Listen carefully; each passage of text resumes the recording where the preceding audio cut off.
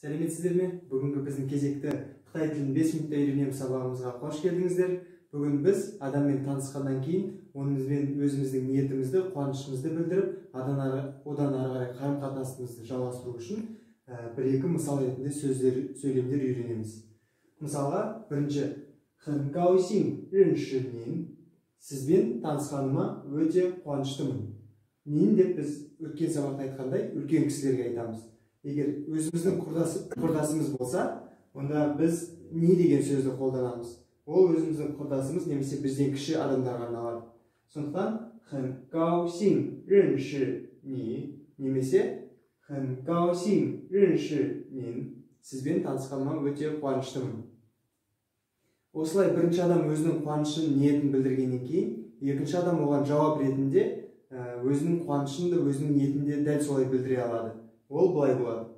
我也很高兴认识您 немесе 我也很高兴认识你.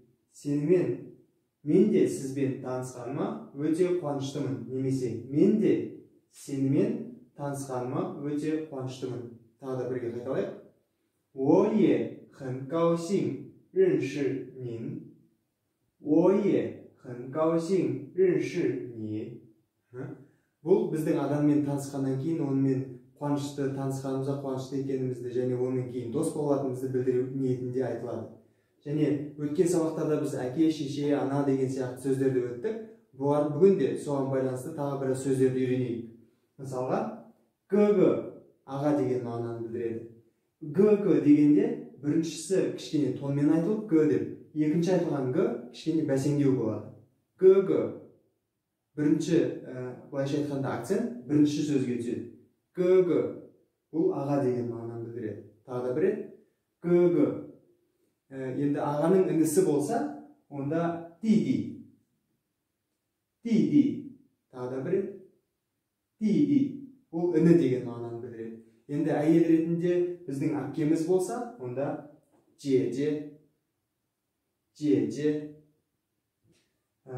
Қарындасымыз немесе сіңліміз болса, онда ол мэй. Тағы да бір рет мэй.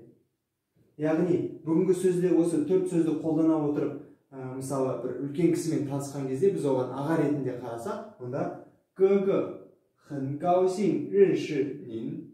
Аға, сізбен танысқаныма өте қуаныштымын. Сол сияқты әпке болса, же 很高兴认识您. Егер біз бір өзімізден кіші адаммен танысып, оны іні ретінде қарайтын болсақ, онда диди 很高兴认识你. Немесе қарындас сіңілі болса, мэй 很高兴认识你. Олар жауап ретінде сізге бүгінгідей 我也很高兴认识您деп жауап қайтара алады. Басқа да өткен сабақтарымызды қосып, әке әкеміз басқа біреумен танысқан кезде, немесе шешемізді басқа біреумен таныстырған кезде осы сөздерді қолдана отырып, өздеріңіз мысал ретінде көріңіз. Келесі сабақта кездескенше